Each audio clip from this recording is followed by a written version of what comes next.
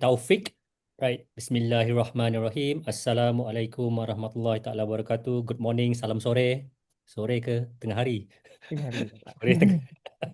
Okay, salam tengah hari. Okay, to all the participants today. So when I look into the number of participants, including me and Taufik, we have 23. Okay, participants today. Right.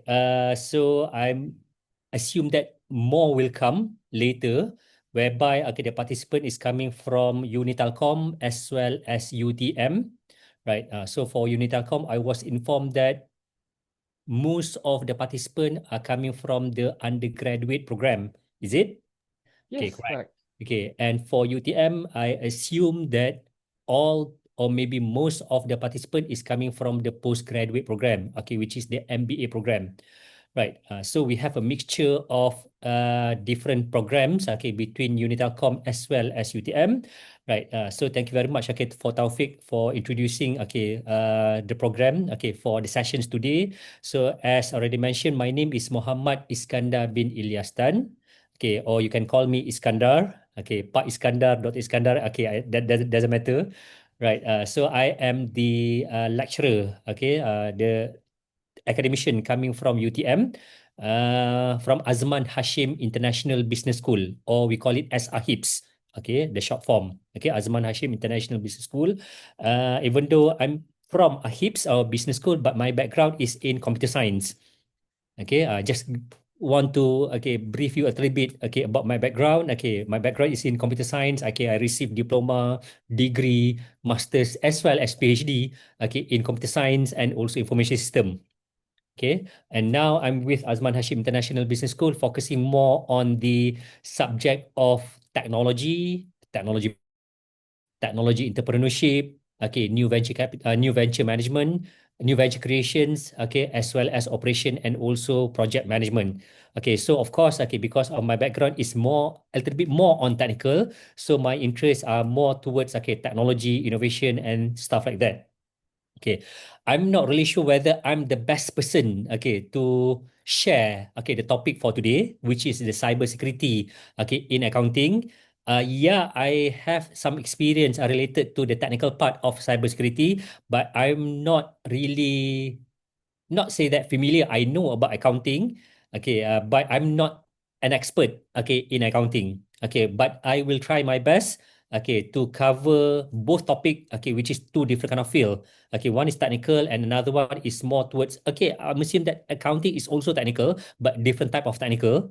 Okay, so I'm going to cover, try to do my best to relate, between these two different kind of topics, cybersecurity and also accounting. And in fact, if you look at the whole program, collaborative short course in terms of digital transformation in accounting. So we're going to look in terms of the digital innovations, digital transformation, the application of digital initiative, that can be used, within accounting. So I understand that this is the fourth session that we have. Starting from the 27th of September, we have one session every week. Okay, so this it will be the fourth one. Okay, we started with the challenges of accounting, and after that, we also cover on AI as well as blockchain. Okay, in accounting. So this today is supposed to be IoT. Okay, but because of last minute changes, I just take over, for today's class. So we're going to cover on the cyber security, of accounting, right? Okay, since we don't have much time, because the session is only for 2 hours, correct, Taufik? Okay, so we're going to stop somewhere around 1 o'clock. So one thing is that I cannot cover the whole thing, about the cybersecurity. And in fact, unfortunately, I cannot do go in depth, in terms of cybersecurity, in terms of the technical thing. Okay, and because of all the participants today are coming from management, business, which is accounting as well as business, from UTM, MBA. So I'm not going too much, in terms of the technical thing, but we're going to look in terms of the uh, case study, the applications, of cybersecurity, within the accounting field. Okay, right. So another thing is that, since Taufik already brief you guys, about the rules and okay, and also the regulations okay, regarding okay to the sessions. I also would like to encourage okay if the participant have any kind of questions, okay, either you can just turn on your mic. I'm not really sure whether that is allowed or not, or maybe you can just drop any kind of questions okay in the chat area. Okay, I will try to look okay in each one of them, and I will try my best okay to answer and also explain about any kind of inquiry or maybe questions okay coming from all the participants today. Okay, right. So I'm going to share okay my slides okay, which I think maybe later okay will be shared to the participant. Okay. Just want to check again. Can you see the slide or not? Yes, it's visible. Okay. All right. Okay. So again, this is just a slide, okay, in terms of how to assist me, okay, to brief you and also share the information and also some of my experience, okay, related to the cyber security generally as well as in accounting. And of course, okay, it is very, very important for us to understand the learning objective, what we would like to achieve, okay, or maybe what we would like to know, okay, at the end, okay, of today's session. Okay, right. So that is basically the title of the topic. Okay, but again, when we look into the learning objective that we try to achieve today, okay, I already outlined somewhere around five okay different kind of objective. Okay, the first one, okay, we would like to explore and try to understand the risks okay that that been posed okay by the cyber security okay within the accounting field. So of course, cybersecurity is basically a really big topic, but I try to narrow it down, okay, specifically for the accounting field and also accounting system, right? Okay, number two is we try to identify, okay, and I would like to share with you, okay, the threats of cybersecurity. And in fact, I'm going to give you some example, okay, of how Malaysia as well as Indonesia companies, okay, that already face okay in terms of the threat okay from the previous okay cases that we already have okay that being reported okay in the media. Okay, and after that, after we understand about the risk as well as the threat, of course, I'm going to share some of the best practices, okay, that can be applied, okay, personally and also at the organizational level, okay, in terms of how you can try to reduce the risk and also avoid the threats, okay, within the cybersecurity. That is number three. And after that, I will also highlight and also share with you some of the regulations okay by the government of Indonesia as well as Malaysia okay in terms of how to uh, reduce okay the risk and also avoid any kind of threats okay for the organization or maybe companies okay in both countries. And after that, we're going to explore more of few case studies, and of course okay we're going to have some assignment okay that need to be completed by the students. Okay, and after that we're going to have okay finally we're going to have a quiz, okay, a short quiz uh in terms of how to assess your understanding okay in terms of what we already learned today based on these five different kind of objective. Okay, right. So again, right, if you have any questions, okay, if you have any comments, okay, for example, okay, please share it in the chat area. Okay, I'm going to look into that section okay from time to time. Okay, right. So can we start now? So, okay, right. Okay, so as I've already highlight, okay, before, this is basically the fourth session, okay, in terms of the series of seminar, okay, between Unitelcom as well as UTM. If you look into the previous session, okay, we already look in terms of the challenges within the accounting field. Okay, so of course, I'm sure that one of the challenges, okay, in terms of digitization and also the security, specifically on the cyber security. And after that, we also look in terms of two implementation and also opportunities that the accounting field can use okay, in terms of improving the efficiency and also effectiveness of that field, specifically looking at the potential of AI as well as blockchain, okay, within the accounting field. So if you look back, okay, in terms of these two different kind of innovation, yes, okay, at the moment we can see that the application and also implementation of AI, blockchain, IoT, cloud services is being done rapidly, okay, throughout all the world, okay, between different kind of countries, which also include Malaysia as well as, okay, Indonesia. Okay, so this is a positive and also good movement because we would like to use, okay, and also implement technology to improve again efficiency and also effectiveness. So in fact, if you look at the company in Malaysia as well as Indonesia, I think this is the trend, okay, and also the movement, which is the shift towards cloud. Okay, cloud services. So if you look at cloud services, of course, okay, everybody by now are aware about cloud storage. Okay, for example, like Microsoft OneDrive. Okay, after that we also have Google Drive. We also have Apple iCloud. Okay, so all those is basically the cloud services that can be used. Okay, that can be implement at the individual and also personal level.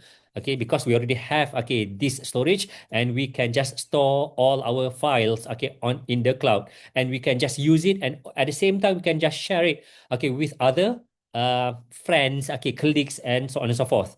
Okay, but at the same time, at the organizational or maybe at the company level, they also implement or use different type of cloud services. Okay, and when we look into accounting field, there are various different kind of services that we can see that being used and also being implemented. Okay, if you look in terms of this example, okay, we have Zero, we have MyOB. MyOB is basically the short form to my own business. Okay, that is another, okay, accounting, a cloud-based accounting system.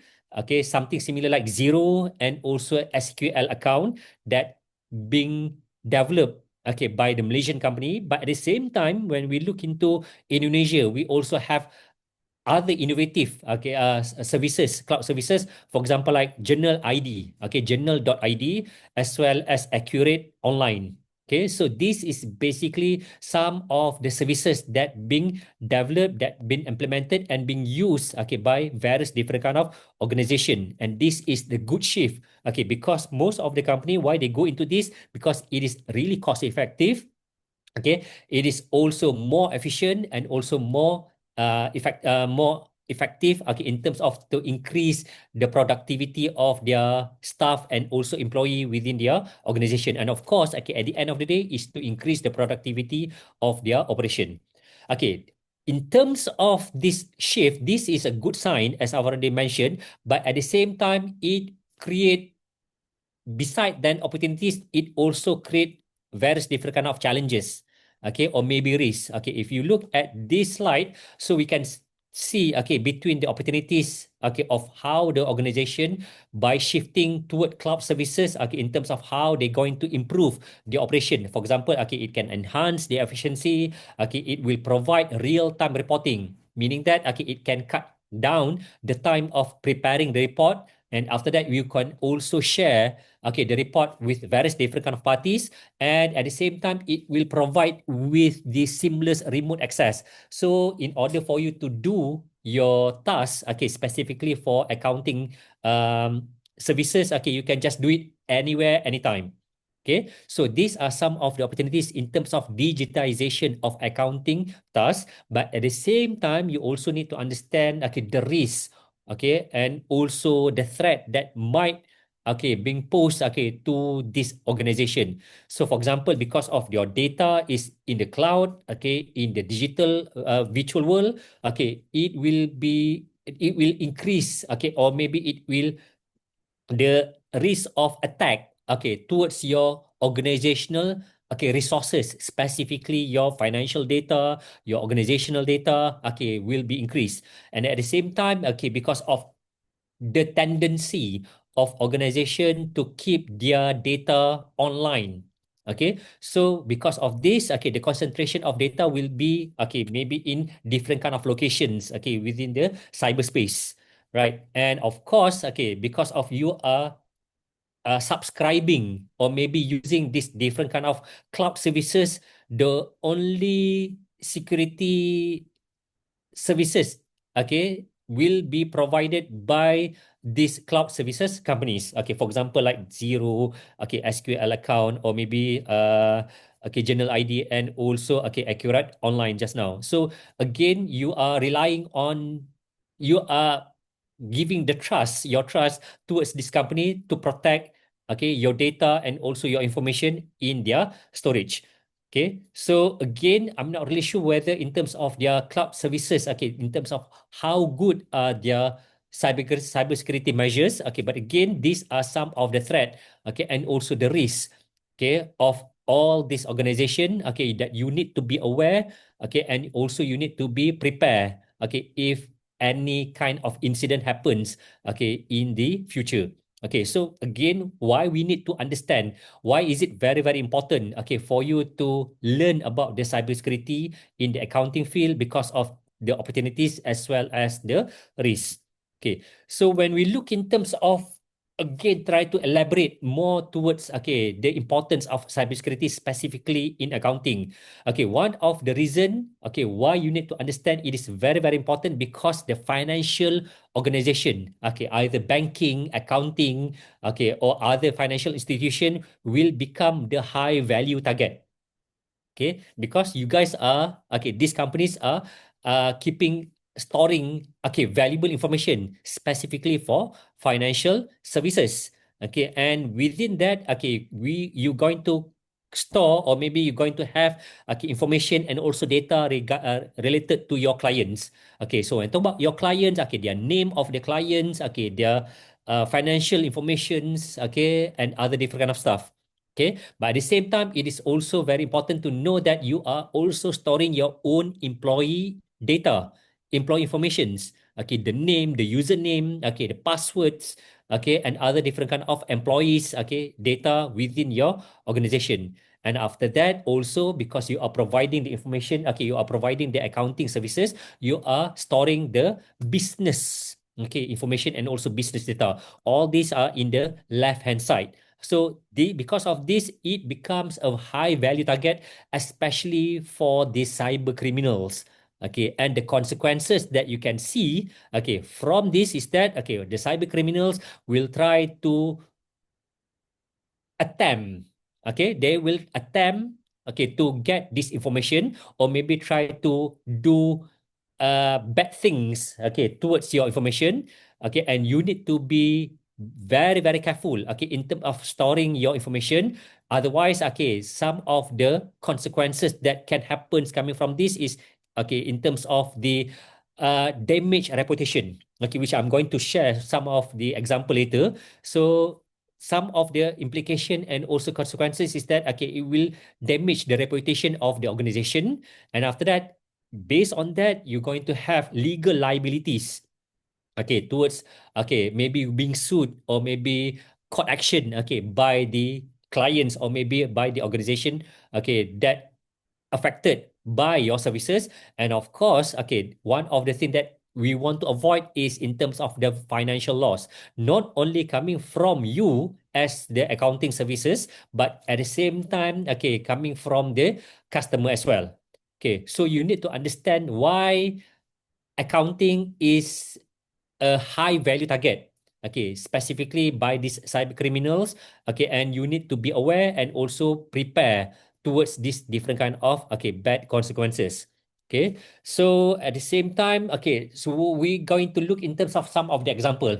Okay, so you already know, okay, in terms of why okay banking or the financial services okay becoming high value target, but at the same time I'm going to share two example here.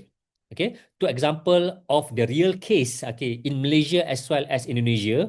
Okay, so in Malaysia we have this one large company, okay, CIMB. Okay, I'm assume that maybe you heard about CIMB before. For the Malaysian student, they are fully aware about this. Okay, but in Indonesia, I think there are few branches of CIMB in Indonesia. Okay, but again, CIMB is one of the largest okay banking institution in Malaysia. And the second example, I'm going to look into Tokopedia. Okay, of course, okay, in Indonesia, at the same time, I've already heard, okay, about Tokopedia in Malaysia several times. So we're going to look in terms of two example of how these two big, huge organizations face the uh, cybersecurity issues, and also how they're going to respond, okay, towards the issues. Okay, so we're going into the first example of CIMB Bank. Okay, so for the CIMB Bank, okay, one of the issues, okay, that they have related to the cybersecurity, okay, is in terms of data tape loss incident. Okay, I'm not really sure whether do you aware about data tape. Okay, because when talk about storage, okay, basically data tape is basically one of an example of storage that you keep your data. So of course nowadays, okay, people more and more organization are storing their information in the cloud services in the server. Okay, but at the same time, back in 2017, this is basically the case is back in 2017, which is I think 8 years ago, right? Because they still keep the physical data, okay, media, okay, within their organization. Okay, and in fact, this is what happened because they lost, okay, that data tape, okay, during transit. Okay, and what I'd like to highlight here is in terms of the risk in physical and also digital data handling. And the second example is in terms of the breach of information and breach of data that happens to Tokopedia in 2020 to 2020, which exposed, okay, millions of their clients' account. Okay, so let's go into the first example.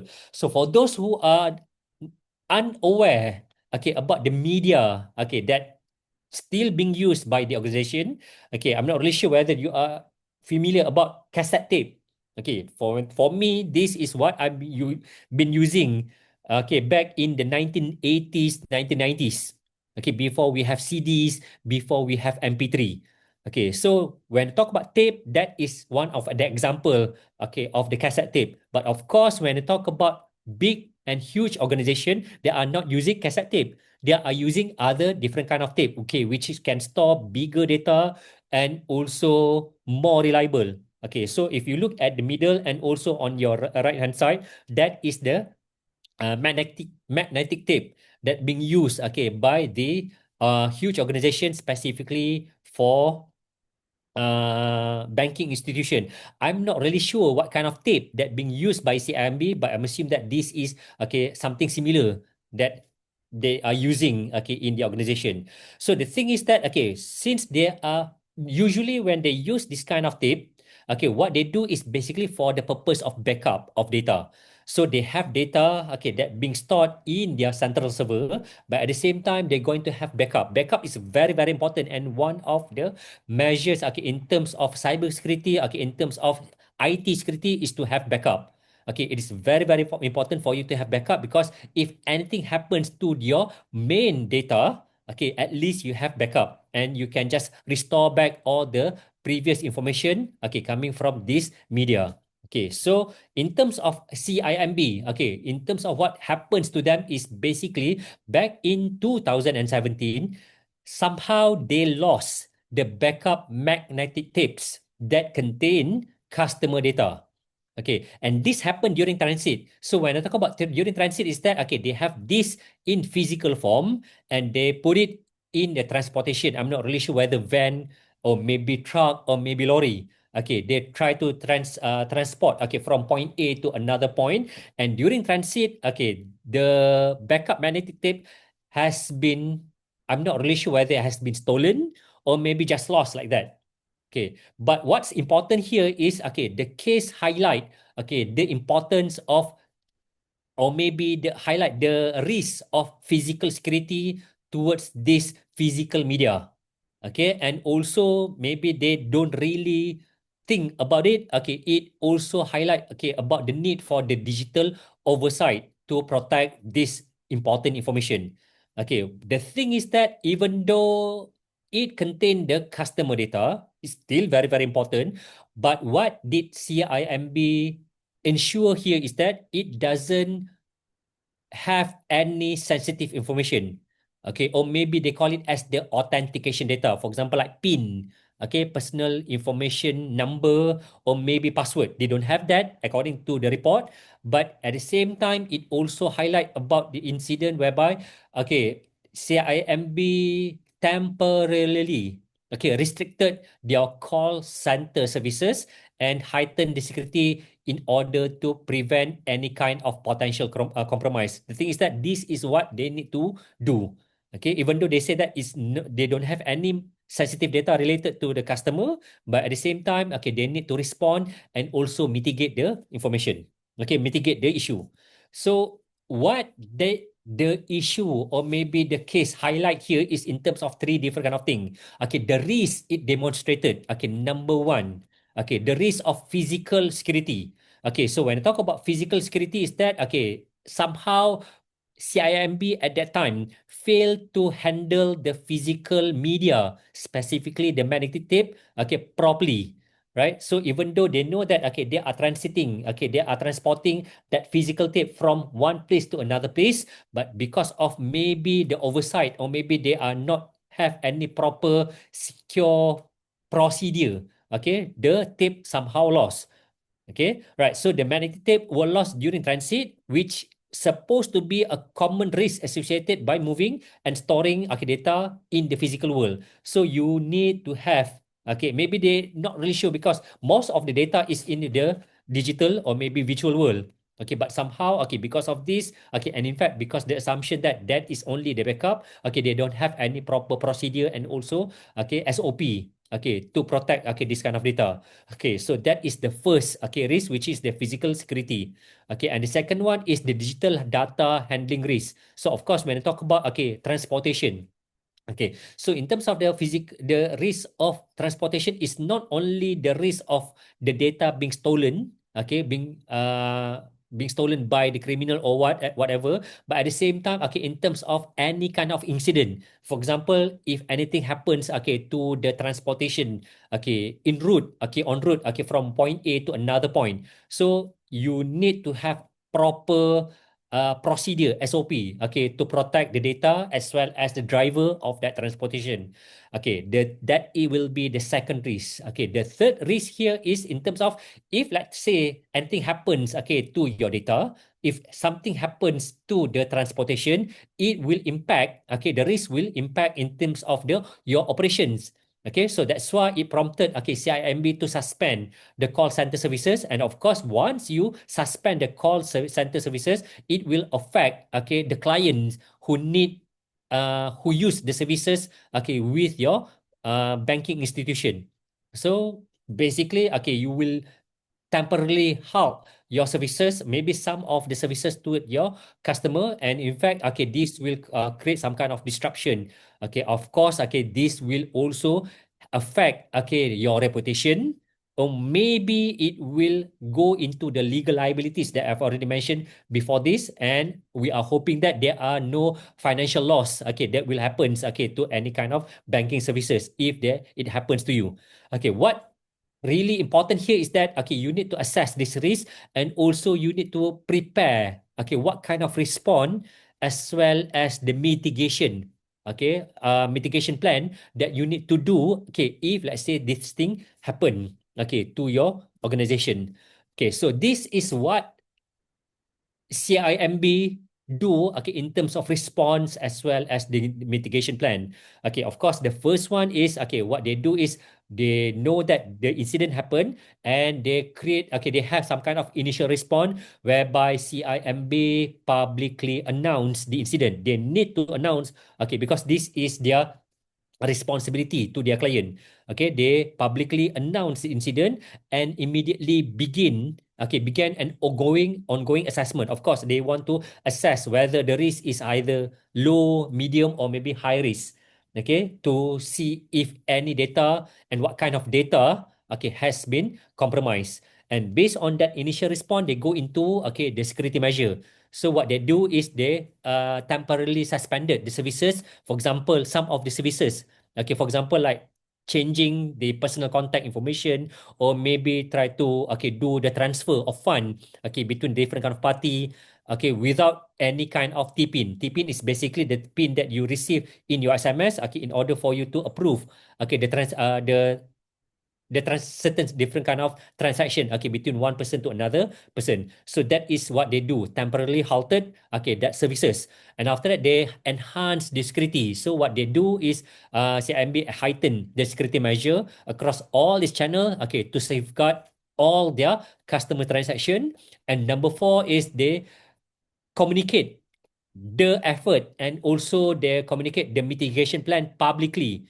Okay, so what they do is to ensure the customer, specifically their customer, that their data is safe and their money is safe. That one is very, very important, because people will, okay, will be very, very angry, or maybe they will be panic if anything happens, okay, to their money. So what they do is, okay, they assure the public that the lost tape, that does not contain any kind of authentication data, and that all customer information was still, okay, safely intact, okay, in the system. And at the same time, they also need to report, okay, the incident to Bank Negara Malaysia, BNM. Okay, Bank Negara Malaysia is something like, the central bank of Malaysia, the country. Of course, okay, Indonesia, you also have your central bank. So they need to report this. Okay, they need to, make sure that BNM aware about this. And after that, Bank Negara Malaysia will also, provide a statement, okay, to assure the public that CIMB has taken all the necessary precaution, okay, in order for them to, keep the data safe. Okay, and they are working with, Bank Negara Malaysia, between, okay, CIMB and also Bank Negara Malaysia, okay, work together to ensure that everything is run smoothly. Okay, so this is an example of the incident. Okay, what happened? Okay, and after that, what are the response?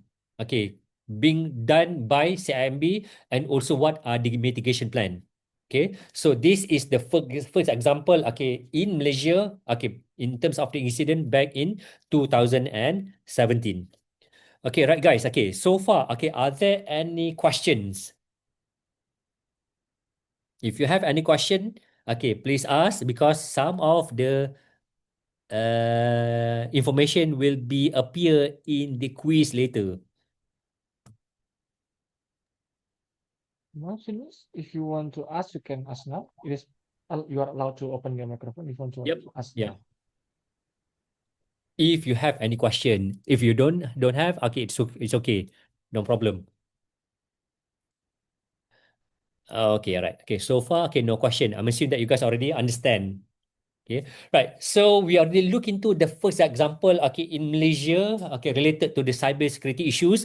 Okay, the second case study, okay, that I would like to share here is in terms of the thing happens, the cyber security issues that happen in Indonesia, whereby the cyber criminal targeted, okay, one huge, okay, e-commerce platform. Of course, okay, you're aware about this Tokopedia. Okay, so when I talk about Tokopedia back in 2020, okay, they've been attacked by the cyber criminal, in terms of, okay, the cyber criminals, somehow managed to steal 91 million user account, okay, from their server, and after that they sold the data online. Okay, you just imagine 91 million, okay, user account.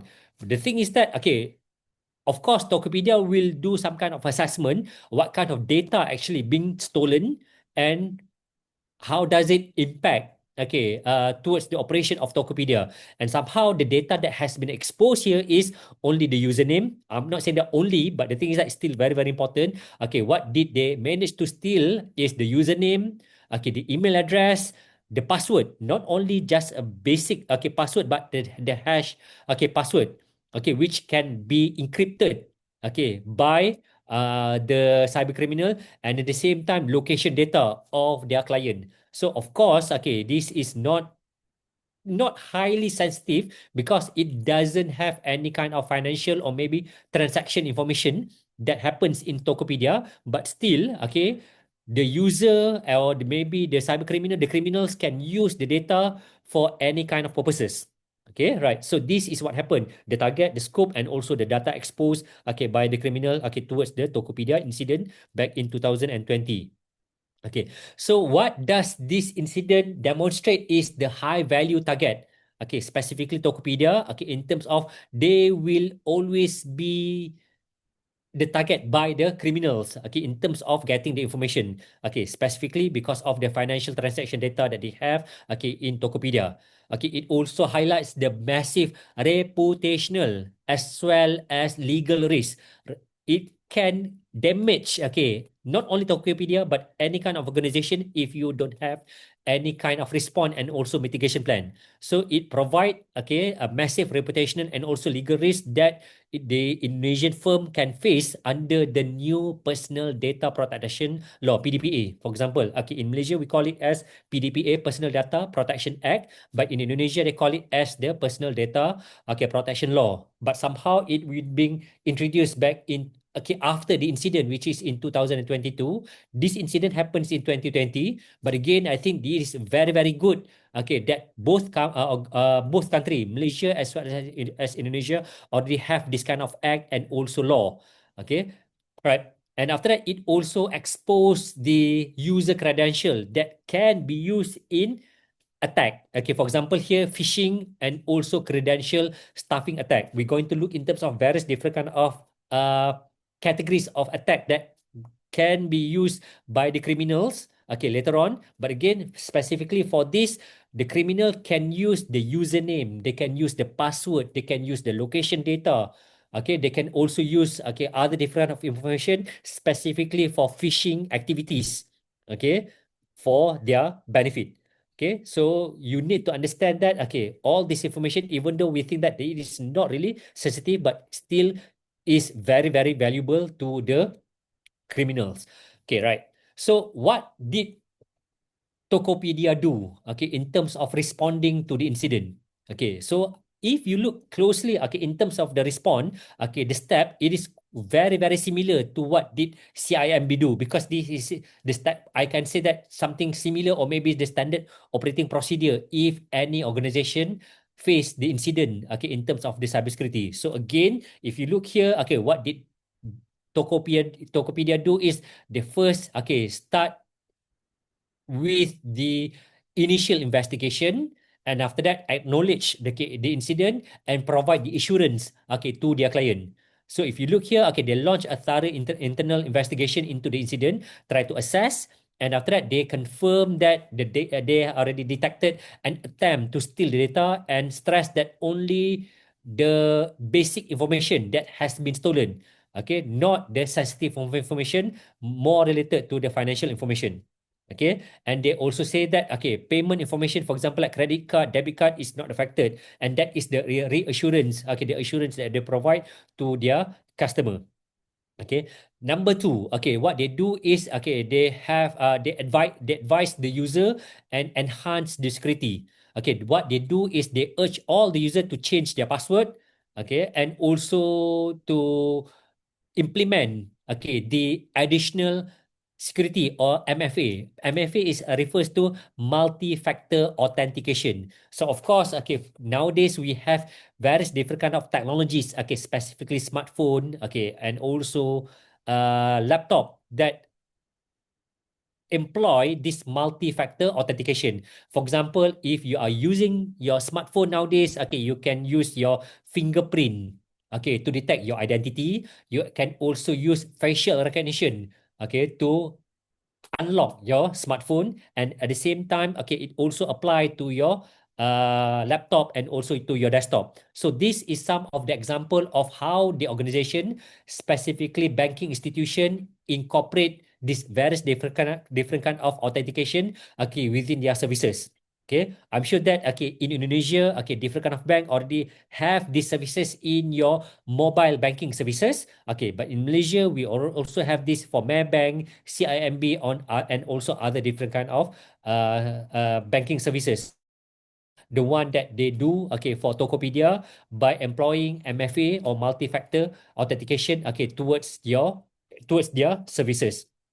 And after that, they again, okay, something similar like Malaysia, whereby in Malaysia, CIMB work together with Bank Negara Malaysia, but here for Tokopedia, they coordinated, okay, the uh, process, okay, and also their further action together with the Ministry of Communication and also Informatics and the National Cyber and Crypto Agency to investigate the case. Okay, Of course, after the case, okay, based on the suggestion coming from these two agencies, okay, they filed a police report, okay, against the third party that involved, and after that, they also appoint an independent cybersecurity agency, okay, to assist in the investigation and also further action towards, okay, the incident. Okay, right. So this is okay. What happens, uh, and also what are the plan, and also response, okay, that Tokopedia do, okay, towards the incident that they already have, okay, from the incident back in 2020. Okay, so we already look into two example, real world example of how cybersecurity can create a really big issues, okay, towards big organization, and how do they respond and also mitigate, okay, the problems that they have. Right. Okay. Right. So that is basically, okay, the end of the first objective. Okay, we're going to look in terms of, okay, the threat. Okay. So again, when talk about threat, is what are the problems that you or maybe organization normally face, okay, in the internet and also other different kind of area. So if you look here, okay, there are, to be honest, there are so many different kind of types of cyber attack. Okay, so I just give an example here. Okay, birthday attacks, botnet, cross-site scripting, okay, DDoS, okay, insider threat, okay, malware attacks, okay, man in the middle, okay, password attack, phishing. Okay, basically when I talk about phishing, it is very, very common.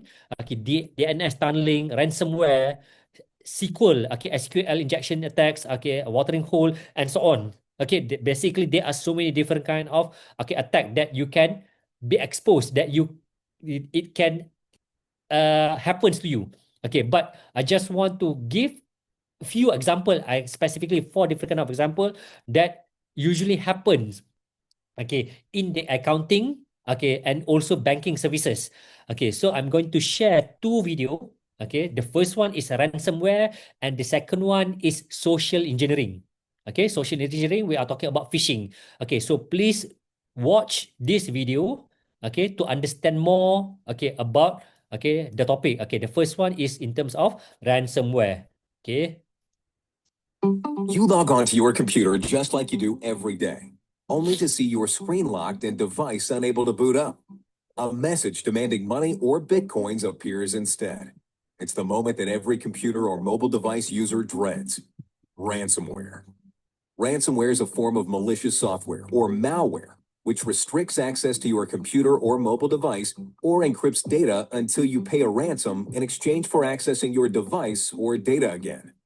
One typical example of ransomware is called Dead Cryptor, which locks your devices and files until you're forced to pay a ransom.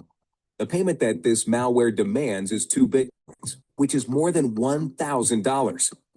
This form of cyber blackmail is one of the most dangerous forms of malware today, and one that's spreading rapidly worldwide.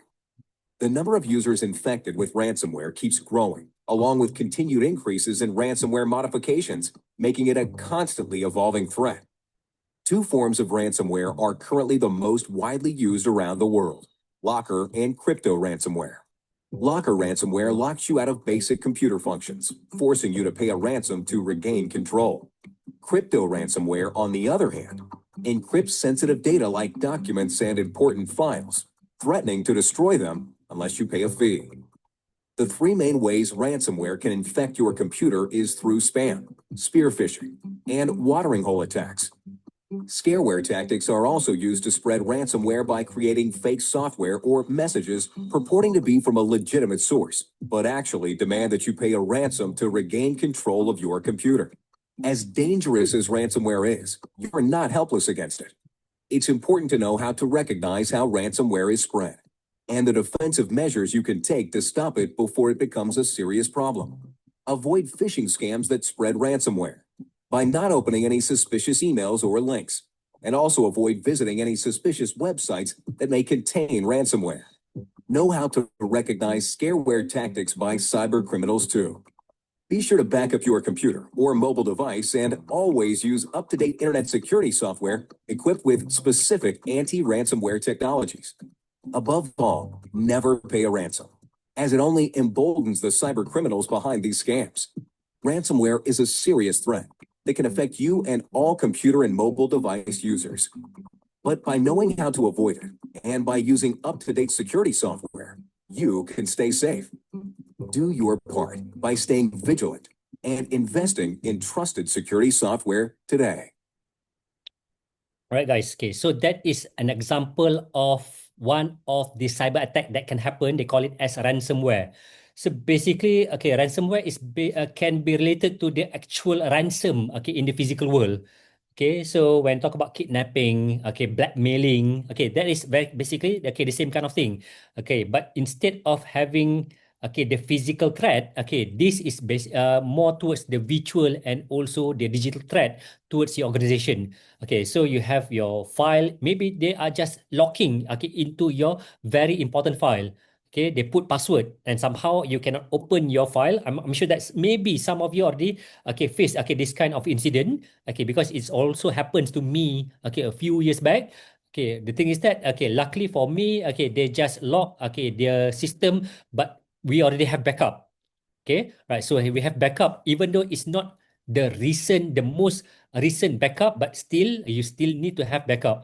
Okay, so they ask us, okay, to pay, okay, Bitcoin. Unfortunately, okay, we don't have any Bitcoin, and after that we just, okay, just ignore it. Okay, as already mentioned, okay, in the video, right? Okay, so what you need to do is you need to have backup. Okay, if it happens to you, okay, you need to understand, okay, about what action you need to do okay personally and at the same time at your organizational level.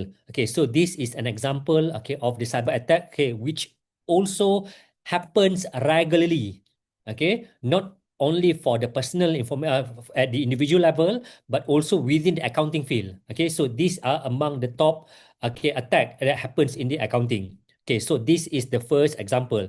Okay, the second example is okay we're going into okay, the second one is a bit not sophisticated, okay, because they call it as phishing. Okay, phishing is actually one of the cyber attacks within the umbrella of social engineering.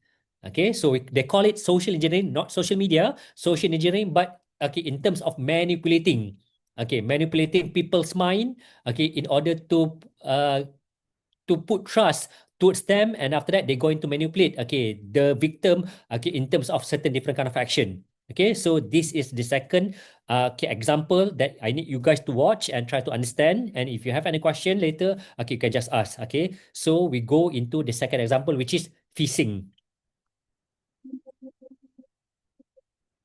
So I invited a few of the world's best hackers to try to hack me and show me where my vulnerabilities are. And now I'm going to meet them in Las Vegas for DEF CON, the biggest hacker convention of the year. They're going to hack me using social engineering, which is essentially hacking without any code. They just use a phone and an internet connection. You want to do a sample phishing code? What's phishing? Phishing is voice solicitation. And basically what you do is you use the phone to extract information or data points that can be used in a later attack. Let's do it. Okay. Who are you going to call? Maybe I'll call your cell phone provider and Okay. see if I can get them to give me your email address. I bet they're good. I bet they have my back. But yeah, go for it. I'm going to spoof from your number, so it's going to look like it's calling from you. Okay. Hi, I'm so sorry. Can you hear me okay? My baby, I'm sorry. my husband's like, we're about to apply for a loan and we just had a baby and he's like, get this done by today. So I'm so sorry. I can't call you back. I'm trying to log into our account for uses information and I can't remember what email address we used to log the account. The baby's crying and can you help me? Awesome. In just 30 seconds, Email.com. Jessica gets access to my personal email address. To add our older daughter on our account, so she could call in and make changes. How would I need to go about doing that? You would have to send me a secure pin through a text message. Yeah. Well, the thing is, I don't think I'll be able to receive a text message if I'm on the phone. Oh, I'm not on there either. So I thought when we got married, he added me to the account.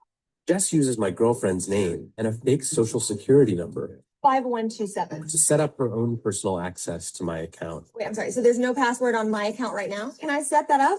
She even gets the support person to change my password. Thank you so much for your help today. So she just basically blocked me out of my own account. I'll get her that after this. All right. Thank you. Holy shit. So they just gave you access to my entire cell phone account. You're gonna have to go on and change your password now because it's Jess, my name. And all it took was a crying baby and a phone call.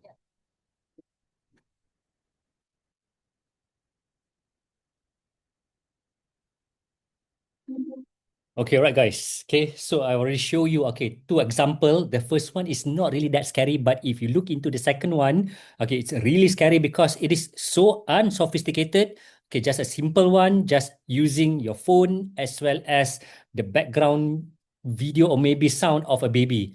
Okay, I'm sure that, okay, you guys already have this kind of incident, not the baby crying, okay, at the background, but you receive various different kind of anonymous call from various different kind of people, okay, claiming that they are from here and from there, okay, maybe they are from bank services, they are coming from the authority, sometimes they are coming from the authority, meaning that, okay, the police or maybe the whatever, okay, important, and claiming that, okay, your bank or maybe your information has been compromised. Okay, I'm sure that some of you already, okay, experienced this kind of thing, right? But again, if you look, this is basically, okay, the example of phishing, okay, or maybe social engineering that use very unsophisticated approach, okay, to gain information, valuable information, and after that they're going to manipulate and using, okay, this kind of information, okay, to create some kind of damage and also loss towards you, right? So please be careful. Okay, you already know, okay, about this type of, okay, threats and also attack towards the individual and also towards the organization. So again, these are the four main threats, okay, specifically happens, okay, with which have high cases, okay, specifically in accounting. Okay, number one is phishing. Okay, number two is ransomware. Okay, number three, okay, it is again, it's not really case sophisticated because it is more towards the insider problems, or we call it as the insider threat. Okay, so this happens, okay, towards the accidental data leakage, or maybe, okay, it is purposely being done, okay, by the current staff or maybe the former employees, okay, within your organizations. Okay, right. So this is the insider threat, okay, which is also happens quite a lot, okay, within not only in accounting but also in other areas as well. And the fourth one is the cloud vulnerabilities. Okay, if you still remember, okay, in my earlier session, okay, that I show you, okay, in terms of the shift towards cloud services. Okay, so the security within these cloud services, okay, depend on how they provide the security measures, okay, within their services. So if they are using weak authentication or maybe misconfigured, okay, access control, it will also affect, okay, the data and also information that you have, okay, within your organization. So these are the four common cyber threat specifically in accounting, okay, field. So this also, I compile the information. Okay, I ask, okay, ChatGPT to compile the latest data and also statistic towards different type of incident, okay, which include the data breach, fraud, intrusion, system disruption, and also phishing. Towards, okay, and I also ask them to compare between different kind of field and also area, okay, comparing between finance and also accounting towards the industrial as well as public and education. If you look here, okay, more incident happens to the finance and also accounting in the first three. Okay, the first three type of attacks. Okay, for example, like data breach, fraud, as well as intrusion. Okay, but at the same time, if you just for your information, okay, in the education field, okay, in the education sector, okay, phishing is the highest one. All right. So if you can see here, okay, the green, okay, bar chart, okay, whereby you can see that phishing happens, okay, the highest one within the, okay, public as well as the education sector, and these are just showing you, okay, the type of incident distribution, okay, up towards, okay, 2024 all over the world, all across, okay, different type of area. Okay, right. So I just want to share with you again. Okay, this is not really, okay, the in-depth discussion, but again to look in terms of how does it happens. Okay, how does it impact? Okay, towards that different type of problems. Okay, if you look here, okay, in Malaysia, there was one a ransomware attack that happens towards the audit firm in Kuala Lumpur, in KL back in 2019. So the impact is basically the accounting data and also audit system were encrypted. So the criminal somehow encrypt and also lock the informations, the important information, causing significant delays in meeting statutory financial statement submission deadline for that audit firm. So what do they learn, or maybe what we can learn coming from here is that we need to implement more tests online. Test online, test of the offline data backup policy. For example, they have this one policy and also approach the 3-to-1 rules.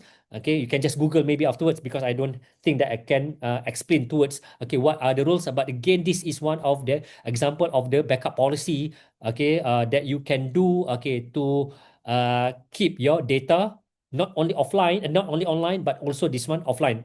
For example, that using the magnetic tape just now. And at the same time, you also need to increase the competency of your staff. So you need to mandate frequent staff cybersecurity training.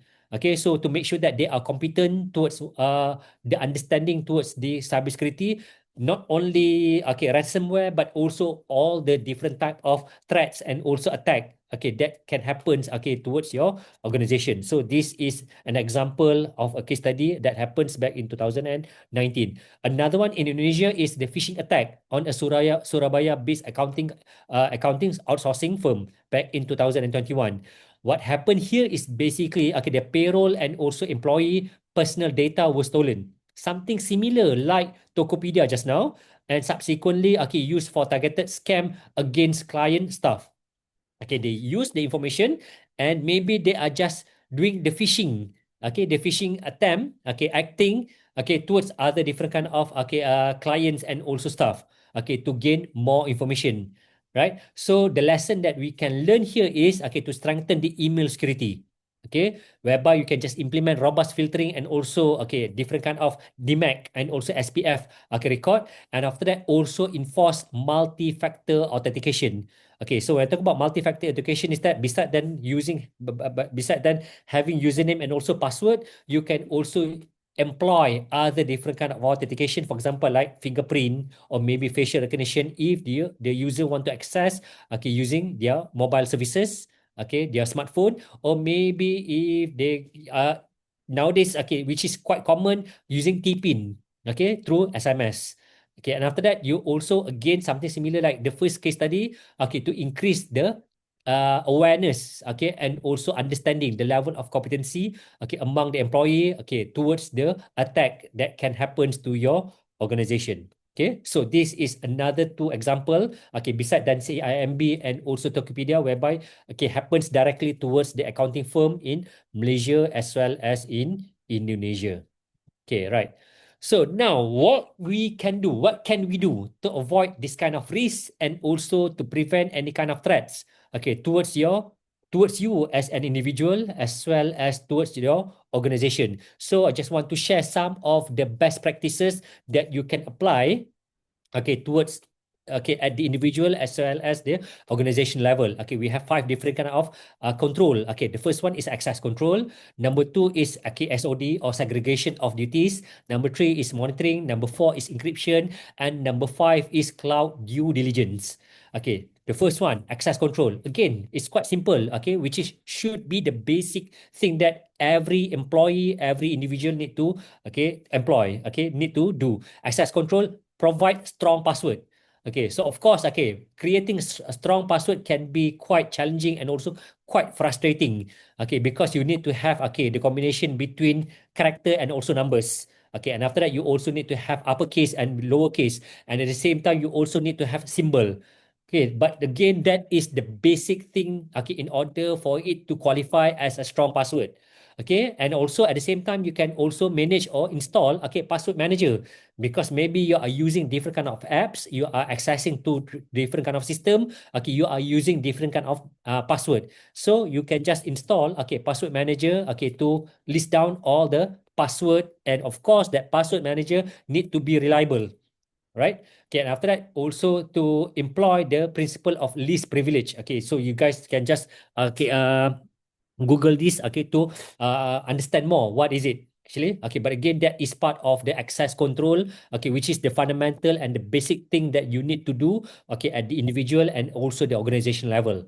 Okay, the next one, okay, in terms of control is segregation of duties. What you do here is basically to separate the authorities, okay, in terms of the important transaction within your organization. Okay, right. So you need to assign different kind of people to do different kind of transaction. Okay, so that's why, okay, maybe, okay, a person A just do A, B, C. And after that, a person B do different kind of tasks. Okay, you cannot give full control or full authority to one individual of one group, okay, towards the whole transaction. Okay, otherwise it can create, okay, some kind of threats, okay, towards your organizational data and also the financial information. Okay, so you segregate, okay, the duties, okay, towards different kind of people for different kind of transaction. So that is number 2. Okay, number 3 is, okay, conducting, okay, monitoring, proper monitoring. When you talk about monitoring, okay, you need to have audit trails as well as logging, okay, of all the transaction to track all data access and also any kind of modification. So of course, okay, this one is towards, okay, basically towards the IT people, or maybe if you have, okay, the cybersecurity, okay, people within your organization, okay, you need to install, okay, the system, and after that you need to log in all the you need to have all the audit trails and also log all the transaction that happens, okay, within your system that you have. Okay, this is number 3. Number 4, okay, establish proper encryption, okay, within your important data.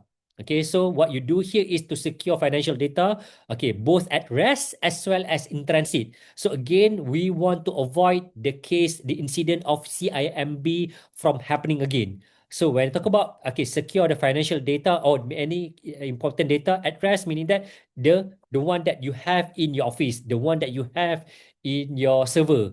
Okay, but at the same time, if you are transporting, okay, that important information from one place to another place using any kind of transportation, so you also need to have a proper encryption towards that as well. Okay, right. So this is the 4th, okay, control that you can employ. And after that, okay, the final one is cloud due diligence. So again, towards the shifting of more organization towards the cloud services, okay, companies, organization need to do due diligence, okay, towards these cloud services.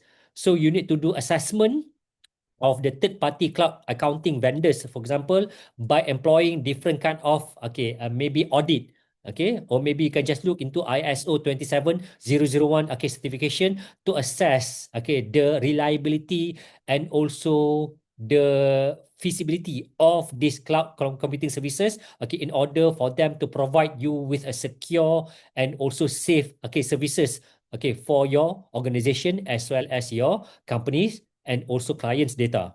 Okay, so these are the 5 different kind of you need to be aware and also implement, okay, within your organization, okay, to make sure that the incident like CIMB and also Tokopedia will not repeat towards your organization, and also to keep your data and also information safe, okay, to in order for you to avoid any kind of financial loss, okay, legal liabilities, okay, as well as the damage and in reputations. Okay, so this is now objective number 3. So the next one is I just want to share with you some of the regulation, okay, that being established, okay, in Malaysia as well as Indonesia. Of course, okay, you can just explore it, okay, more about this yourself, okay, but I just want to highlight that both country, Malaysia as well as Indonesia, already have some kind of regulation and also framework. Okay, we will look first, okay, in terms of Indonesia. Okay, for Indonesia they already have PDPA, okay, which is something similar in Malaysia. Okay, the personal data protection law, okay, which they call it as UUPDP 2022. And how does it relevance, okay, toward the accounting practice is that, okay, UUPDP is a comprehensive law requiring accountability, breach notification, and strong security for the personal data of this accounting, okay, firm. Right, so if anything happens, you can just refer back to this, okay, PDPL, okay, in order for you to know what you need to do next. Okay, right? Okay, that is the first one. The second one is the OJK cyber resilient, which is something similar like what we also have, okay, for the RMIT, the risk management in technology. introduced by Bank Negara Malaysia. Okay, but OJK is basically the guideline from the Financial Services Authority or OJK on the technology risk as well as the incident response. Okay, for the regulated entities. Okay, in Indonesia.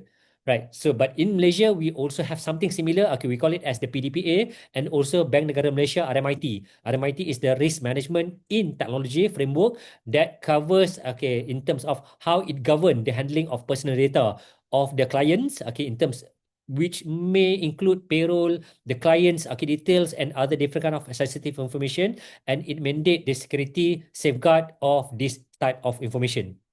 Okay, and for the BNM, okay, the Bank Negara Malaysia RMIT, it set the high standard for IT governance and also cyber resilience for the financial service clients, okay, which also include, okay, the accounting practice. So these are two example, okay, four example of various different kind of framework, okay, that been employed, okay, in Malaysia as well as Indonesia to safeguard, okay, their, okay, cyber security infrastructure and also services. Right. But again, when we talk about this different type of regulation, somehow, okay, it goes back to this. Okay, it goes back to this. This is the fundamental of cybersecurity. Okay, they call it as the CIA triad.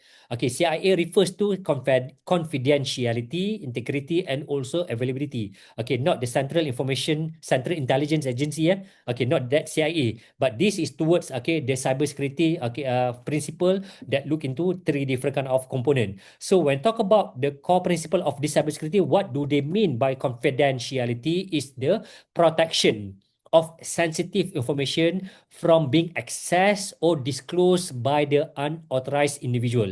That is, okay, the concept of confidentiality in this CIA triad. Okay, that is C. Okay, the I, which is the integrity, covers the protection of data from the unauthorized modification. Just now, in terms of access, okay, not only that you need to provide any kind of unauthorized access, you also need to make sure that unauthorized modification or destruction towards your existing data. So that is the integrity, the protection of data from unauthorized modification and also destruction towards your information and also data within your organization. That is I.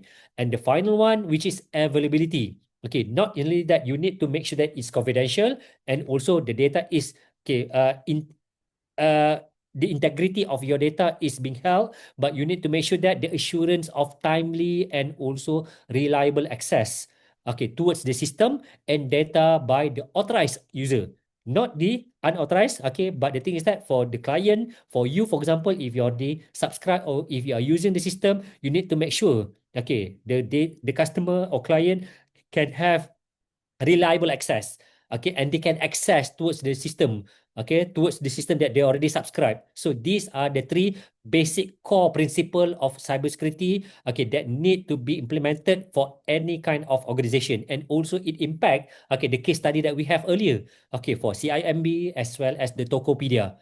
Right? Okay, so this is the basic principle. And how does it impact towards the accounting services? If you are maybe, okay, in the future or maybe currently you are the accounting professional within organization, how does it impact? Okay, so in terms of the confidentiality, CIA, okay, right, it will be the paramount ethical duty to protect the privacy of your client financial and also personal data. So you need to make sure, since you are providing the accounting services, okay, the protection and also the privacy of your financial, and your also your client's data is very, very important. Okay, number two, okay, the integrity, right? So it will reflect, okay, in terms of the professional duty to ensure financial records are complete, accurate, and to guard them from any kind of cyber attack or cyber manipulation. And as an accountant, you need to have your professional duty or professional responsibility, okay, as since you are the custodian of the financial trust for your client.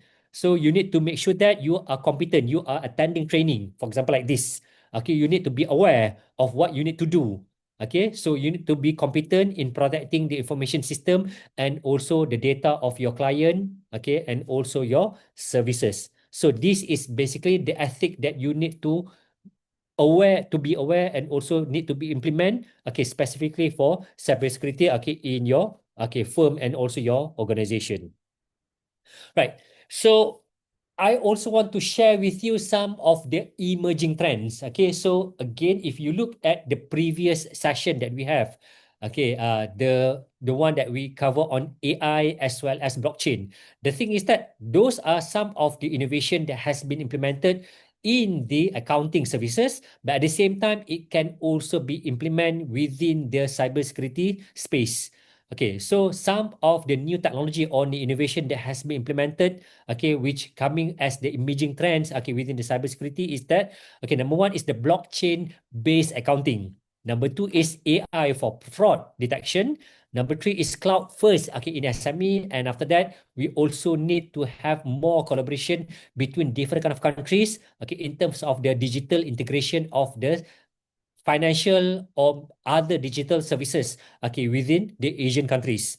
Okay, so going into the first okay, trends is in terms of blockchain-based accounting, whereby some companies, okay, some organization provides, okay, the potential of tamper-proof or maybe uh, ledgers that cannot be copied or cannot be duplicate, okay, in order for them to increase, okay, the data integrity. So I'm sure that you guys already understand, okay, about the concept of blockchain in the previous session, but again, these are the technology that can be used, okay, to increase the efficiency and action of data, okay, which is not easily being hacked, okay, by the criminals. Okay, that is number one.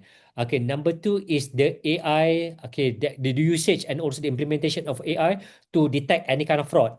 Okay, so again, right, when I talk about AI is another huge, okay, concept, okay, and also area whereby you can just use machine learning, okay, you can use deep learning, okay, you can also use generative AI and various different kind of thing. But here, okay, you can use machine learning to analyze any kind of transaction data in real time and to detect any kind of malicious or any kind of suspicious activities that happens, okay, within that transaction. So you can just detect this earlier in order for you to do any kind to set or maybe conduct any kind of mitigation plan. Okay, and after that, again, okay, one of the biggest issues that we have here is in terms of shifting towards the cloud services. So what you can do is look at the various different kind of cloud services that being provided out there and do the due diligence, as I already mentioned, okay, before this.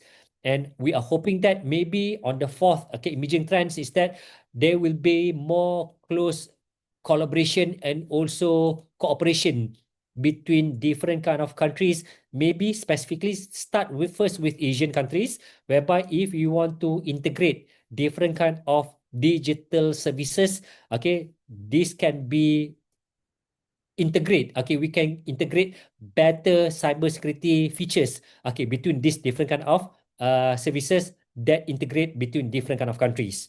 Okay, so these are the four emerging trends that can be further research and further explore, okay, maybe by the student, or maybe we can just use this as some of the topic for your research and also your study in the future, right? Okay, so I think that's it from me, because the next one is I would like to brief you about the assignment, okay, that you need to conduct, okay, in order for you to complete, okay, this sessions today, right? Okay, but before that, okay, do you have any questions or maybe comment that you would like to ask?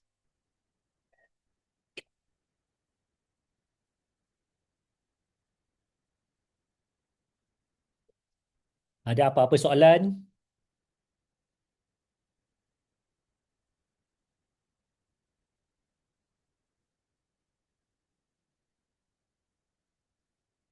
Okay, tiada. Alright. So I think maybe this assignment, okay, will also be shared, okay, with the students, okay, the participants later, because I'm going to share the slides here to Taufik and also the committee of this program, and you can just do this at your own time. Okay, not necessarily now, but you can just do it, okay, maybe later or maybe during this weekend, or maybe after your weekend. It's up to you. Okay, what you need to do here is basically the title of this assignment is to conduct a rapid risk assessment, okay, and also suggest the mitigation. If you look at the example that I've shown you before this, okay, you need to identify what kind of incident, and after that, what kind of response that you can do, and after that, okay, suggest the mitigation. Okay, so in terms of the detailed step that you need to do is this. Okay, the first one, identify 3 specific cyber risks. Okay, one generally, one Malaysia specific, and another one Indonesia specific. Okay, right. I think this one is quite easy to find. Okay, because you can just look into the internet, or maybe if you are lucky, you can just use Chat GPT or maybe Google Gemini. Okay, because the thing is that cannot avoid. I cannot stop you from using all those kind of generative AI. Okay, and that is number one. Okay, after that, you need to suggest any kind of concrete mitigation strategies from the technical, procedural, or maybe the training point of view. Okay, for each one of the risks. Remember, 3 different kind of risks: general, Malaysia specific, and also Indonesia specific. So you need to have 3 different kind of case study.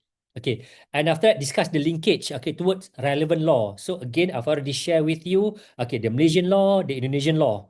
Okay, for the Malaysia, we have 2. Indonesia, we also have 2, and try to link, in terms of that mitigation plan, towards the law that you already, being briefed just now. Again, you can just download, gain more information about those different kind of law, and relate towards this different kind of, case studies. Okay, and after that, what you need to do is basically is quite simple. Just need to create 2 pages, concise report, or maybe if you are creative enough, you can just create a video presentation no more than 5 minutes. Okay, right. So I think I'm not really sure. Okay, how long should we give them this to you? Okay, Taufik, maybe one week, is it enough,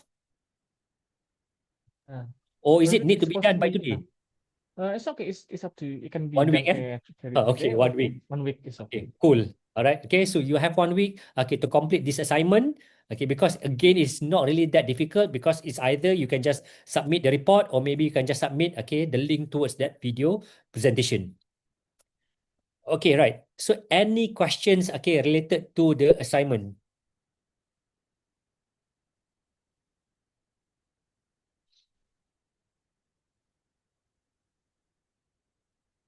Okay, clear? All right. Okay, because if you are clear about the assignment, the last task that we're going to do here, again, this is just an example of discussion that you can use. I call it as prompt because you can just copy this, put in ChatGPT, put in Google Gemini. You are expecting different kind of response. Okay, so this one is basically maybe further discussion or maybe further homework that you can do. But again, you don't need to submit this as an assignment. Okay, but the thing that you can ponder, the thing that you can just understand in terms of how it affects towards your career, maybe in the future, or maybe your topic within your program that you have. Okay. Okay, so before we go into the final step, which is the quiz, so basically I can say that these are the summary and also key takeaway. Okay, the important things that you need to remember at least. Okay, there will be 4 different kind of thing. Number one, cybersecurity is not something that you cannot just take it easily. Okay, shouldn't take it for granted. Okay, because until it happens, until it happens to you, until you can see the problem, then you can say that that it is not really a big problem. But the thing is that somehow cybersecurity is a core things that you need to be need to focus into towards your organization, not only towards your organization but also towards you yourself as an individual. It is also, cybersecurity is a regional risk. It's actually a worldwide risk. When talk about regional risk, it happens towards in Malaysia, it happens to Indonesia, it happens to other different kind of country. And also it is very very important for you to understand the similarity that happens toward different kind of organization between these 2 countries. Again, the investment towards cybersecurity is very very important. And in order for you to do is, I can say that prevention pays. Real world cases, for example, that I showed you just now towards CIMB and also Tokopedia, is good example of how it can impact and possibly impact towards the financial, towards the reputation, as well as the legal risk, okay, towards different kind of organization and also individual. Okay, and as an accountant, you need to be proactive. Okay, understand, provide yourself. Okay, you need to proactively make sure yourself are competent towards the technological, okay, innovation, regulatory compliance, as well as the ethical informations. Okay, to prepare yourself. Okay, to face, okay, these different kind of threats, as well as, okay, risk within the real world organization. Okay, so these are the summary and also the key takeaways. At least you need to understand from what I've already shared with you today. Okay, right. Okay, if you don't have any more question, okay, Taufik, do we need to have any rest, or we can just proceed with the quiz after this? Because the quiz will take at least 15 minutes to complete. We can just proceed to the quiz. Proceed, Okay, right. Okay, guys. Okay, so after this, I'm going to share with you a QR code whereby you can scan. Okay, scan the QR code and that leads you towards the quiz. Okay, I'm not really sure how long will it takes. Okay, because it will depend on the individual. So please scan. Okay, and answer the quiz. Basically, it will create. Okay, I will collect all the information. Okay, of course, especially the name. Okay, your email address and also all the answer. Okay, so that we can just do the assessment towards your understanding of what already share with you today. Okay, is everybody ready? Sudah bersedia? Okay, I'm assuming that you guys already. Okay. Now individual. Okay, we should submit it. Okay, so I'm going to provide. Okay, so I have one question from Najihatul Ashikin. Right. Okay, I'm assuming that you are from my class, MBA class. Okay, don't worry about that. Okay, I'm going to brief you. Okay, for MBA student, I'm going to give a separate briefing after this. Okay, but for the student of Unitelcom, okay, I'm going to give the instruction to Taufik, and Taufik later will give, okay, the instruction of how you're going to submit, okay, the information, okay, your assignment later. Okay, right. So if you are ready with the quiz, okay, I'm going to share now. So I'm going to limit it, okay, somewhere around, okay, 15 minutes. All the best. And maybe after this, okay, we're going to see you later. So I think that will be all from me. Because after this, okay, we're going to complete, okay, the session, right? Okay, Taufik, do we need to take the photo first before we go with the quiz? Yeah, we can take a photo Okay. first, and then Okay, we can so we take proceed the to photo, and the. after that, we're going to end, okay, the session today. Okay. So everybody, you can turn on your camera so we can have a picture together.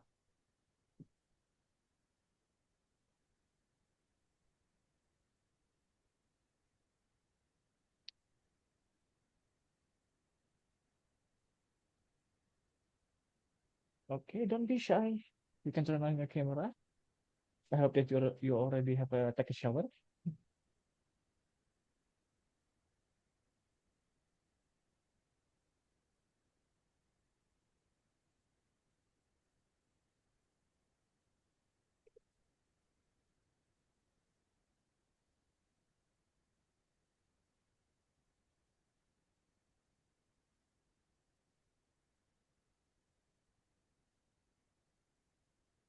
Okay, let's see.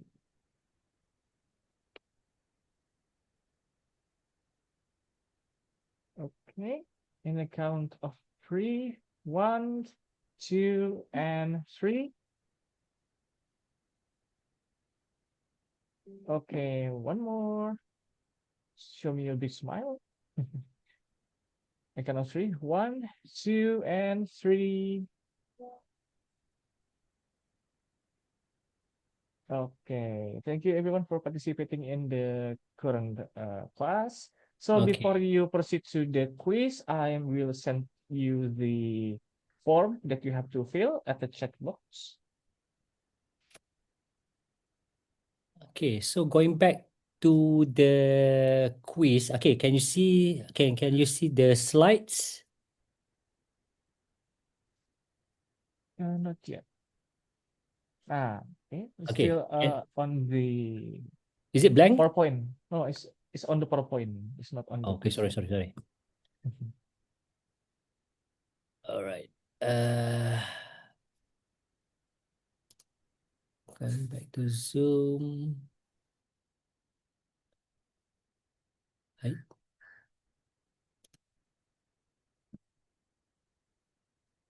Stop share. Okay, hold on.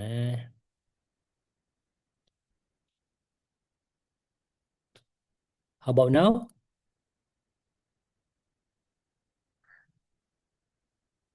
Okay, can you see the slide back? Okay. So if you want to know more about the topic that I already discussed today, okay, you can just see can just refer to this different kind of materials. Okay, so this is the QR code that you can scan, okay, to participate in the quiz.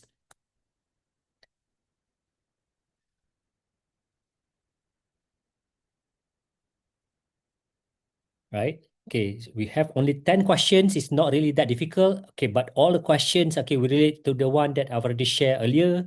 Okay, so all the best. Okay, thank you very much, guys. Okay, so we hope that I can see you guys later. So I think that's it from me. Thank you very much. Okay, so all the best, okay, with the quiz. Doctor, if you want to send the file, you may send the file to my email. I already sent Okay. you to the chat box. Okay. Okay, all right, thank you. Bye. Okay, you're welcome. Thank you, Okay, sir. everyone. Yes, welcome. Don't forget to fill the form, yeah? It's for your certificate. You can copy a whole and you can leave the Zoom after you copy and paste the link.